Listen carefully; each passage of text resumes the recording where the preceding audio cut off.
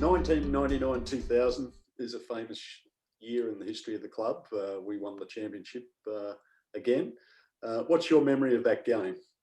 Yeah, my memory of that game, geez, it was close. Like, it was actually the tale of two different games. Like, we played Ivanhoe in the grand final at Kramer Street, and we really pantsed them. Like, we'd actually won that on the first day, and I think Grant Jordan was their captain at the time. He didn't want to come back, so they'd conceded overnight.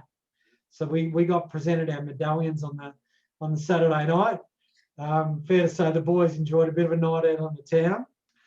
The funny thing was, it rained cats and dogs the next day, and we'd finished on top, so we would have won anyway. But so the grand final, we really smashed them.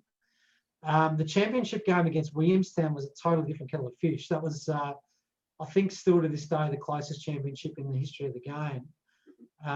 It came down to the last over, and I still remember Kevin Lowe took a catch on the boundary, which allowed us to win the game by 5 runs. And geez, I've heard the song sung very loudly at different times. I don't think I've ever heard it so loudly after that game. I reckon that the OH&S requirements, you could probably fit about 20 in the rooms at Caulfield. I reckon there was about 70 in there, and that's probably my favourite moment in cricket, to be honest.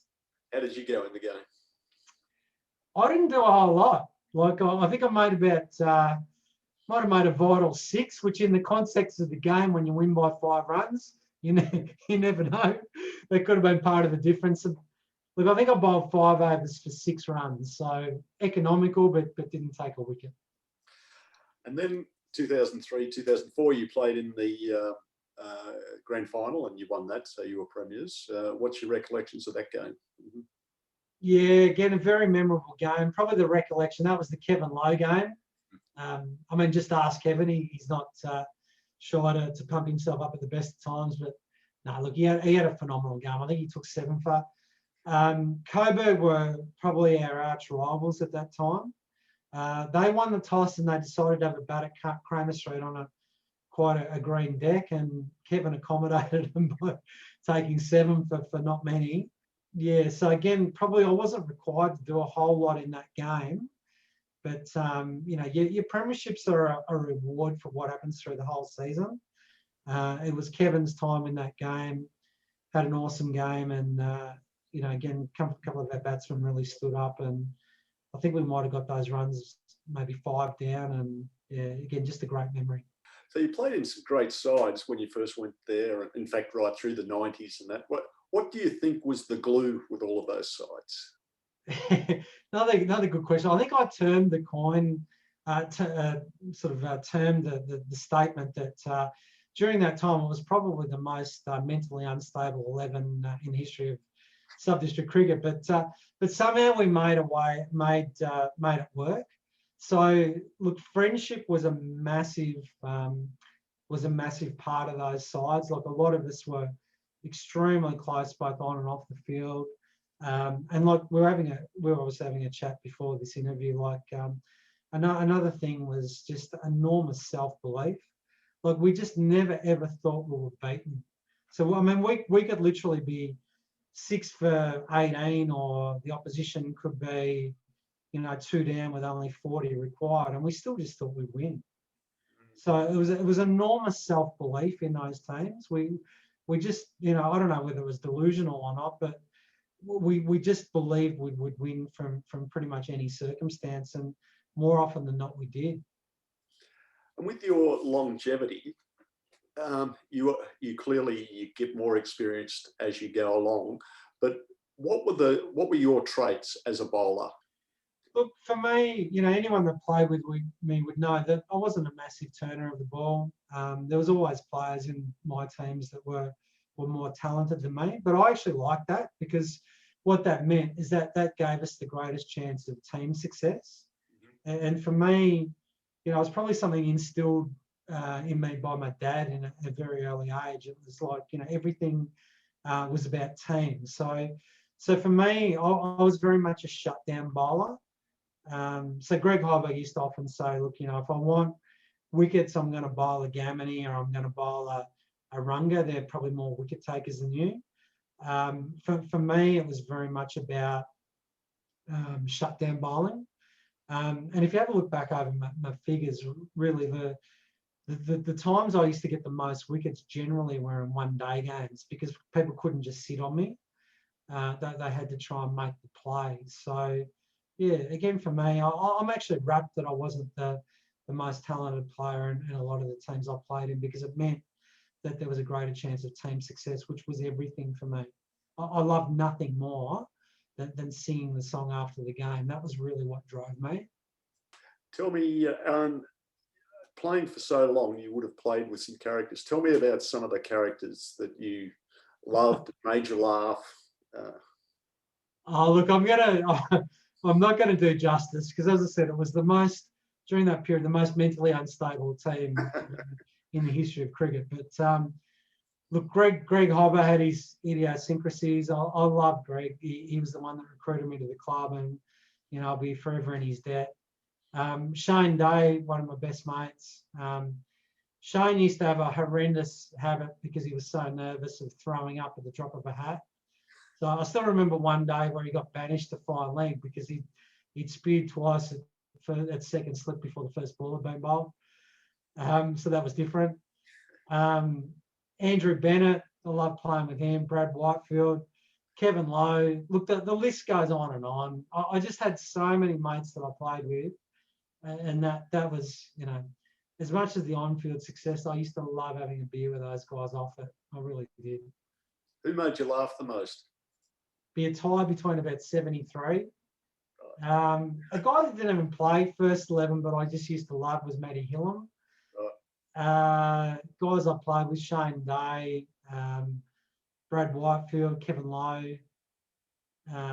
Again, I'm doing a disservice because I really loved all my teammates' league. That was one of the things that really drove me to keep going back to Preston. Because again, some guys know this, some guys don't. I mean, I had multiple approaches from other clubs to go play, because I was probably, in their mind, maybe a little bit underutilised at different times. But the thing that just kept me at Preston was mateship. You played with 6 or 7 coaches through there. They all obviously would have been different, but who stands out? Again, look, I love Greg Hobber. Hobbs was, we've had our moments, man, Hobbs, but generally, he's just someone that, he was the one that recruited me to the club. Magnificent man manager on the ground. I love playing with all of them, but if I had to pick one, I probably had an extra special love for Hobbs. And you've played for so long, and 200 games. When you look back at the club, and you're still involved with the club in the context of being a foundation member of the 1860 club and so on, what do you, in a few words, sum up Preston as? Look, certainly during those glory days when I was really a part of the club, I just loved the mateship. Like, when I got one of the most special moments for me ever, Lee, was when I was awarded life membership of the club. And I was actually just reading that speech the other day, because a bit like you, like I know you like to prepare for things. I'm a fairly organised, sort of prepared guy as well. So I've written out a speech, and one of the things I said in the speech, I said, look, the club, and this Dick Norris said this to me once actually. He said, look, the club's been fantastic for you, but you've also been fantastic for the club. And so really the thing that stands out for me, and the reason I never took any of those offers up, was I loved the team success. I loved the mateship.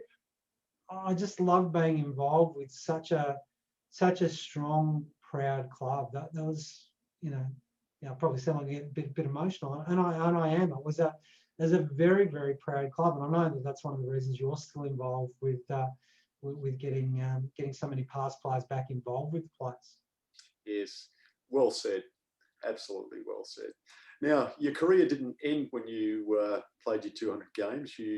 You've continued playing, and I was absolutely astonished that you're back down at sub-district cricket with Altona, and you're putting on the creams again for the season ahead. How does that look for you? Yeah, look, it's another interesting thing, isn't it? Like, I mean, one of the real, I think we spoke about this earlier. Like, one of the real drivers for me to get to that magic mark of the 200 games is that, you know, as you said, I played with so many champions. Like everyone mentioned, someone like a Gamini Pereira, and you know, Jeff King was a very good player, and Stewie Hensley was a star. I mean, the list just goes on and on, mate. Like, you know, so the reality is, I was never going to probably be an average winner for either batting or bowling with those players.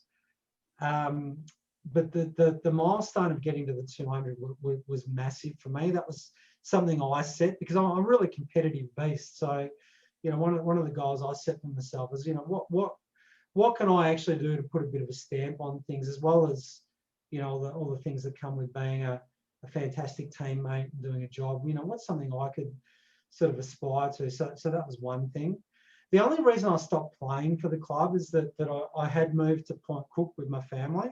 And in fact, I played the last 7 or 8 seasons where I was traveling, you know, in peak hours, every bit of an hour and a half on a Tuesday and Thursday night. Game day didn't worry me so much because you could be traveling anywhere anyway. Yes. But after I played the 200, which I really set myself for, I don't know how they got my details, but I got quite a good offer to come across and be a coach at Point Cook. So I did that for a couple of years. Then I got another offer to go up the grades in VTCA cricket and be a captain coach at Altona North, which I did for a couple of years. Then the bells chimed for me again. Point Cook got me back, and I was a senior coach there for 4 years. And then the Altona thing was almost an accident. I'd sort of come to a bit of a natural end at Point Cook in terms of coaching there. And I sort of was, I knew the coach at Altona. I was ringing up to see whether my son Caden might be a chance to come down, given he's 16 now, played in a few rep sides, and I think he's probably ready to have a crack at sub-district cricket. And anyway, one thing led to another, and long story short, I'm assistant coach at Altona this year. Caden's going to be playing there as well, and you know, without jumping the gun too much, it looks like I'm probably going to be picked in the first 11 for round 1. So whether I'm good enough to stay there or not, we're going to have to wait and see. But yeah, that's sort of what's happened to me after my career at Preston finished. Well, I wish you really well in this big comeback into sub-district cricket. 51 years of age, that's a fair effort coming back. So. Oh no, as I said, Lee, you know, we'll just have to wait and see how it goes. Like, you know, I might find after round 1 or 2 I'm not capable. I know we've got Q round 2, and they've got you know, pretty star-studded side. Like John Hastings is playing there, and Will Sheridan have both played for Victoria, and they've got another guy who was captain of Melbourne last year, and they're already a pretty good side. So, you know, some of my best balls might be being dispatched over my head onto High Street, but we'll just have to wait and see how it goes. But regardless, you know, I'm blessed to have had the career that I've had, and you know, if it doesn't quite work out, I just get to sit in the deck chair and watch my son play, then I'm going to be very happy with that as well. Let's hope you get the opportunity to play a game with your son. Yeah, well, funnily enough, I've had a couple of opportunities in Sunday games and things like that, and I've absolutely loved it. So yeah. And what are you doing these days outside of cricket? Yeah, I run a company called Career Fitness. Mm-hmm. So basically, what we do is we train personal fitness trainers. So once people have got their qualifications, like lots of professions, they need to do update courses every couple of years. So my company provides those, and also provides some teaching services in personal trainer training for an organisation called Victorian Fitness Academy. We've just about run out of time, Aaron, but it's indeed been a fantastic pleasure to talk to you tonight and to hear your story. I can see the passion coming through, and there must be incredible passion to have been continuously involved playing for 40 years. So congratulations on your career, which is ongoing. I wish you well with Altona, particularly if you get into the first. So thank you very much again. We look forward to seeing you down at the club. No, I appreciate it, Liam. You know, I've really appreciated you know, your efforts and those of Gus and Martin and Trevor Staples and H in terms of getting this 1860 club up, because it's just like the club's just got it's just got so much history. And you know, as I said before, being a 200 game player and being a life member of the club, it's just something I'm eternally grateful for. And you know, as I said, if I lived closer to Preston, you know, I'd still be there in terms of trying to lend a little bit of support, but being able to help off the field and certainly getting back together and swapping a few stories with the old boys, I'm really looking forward to.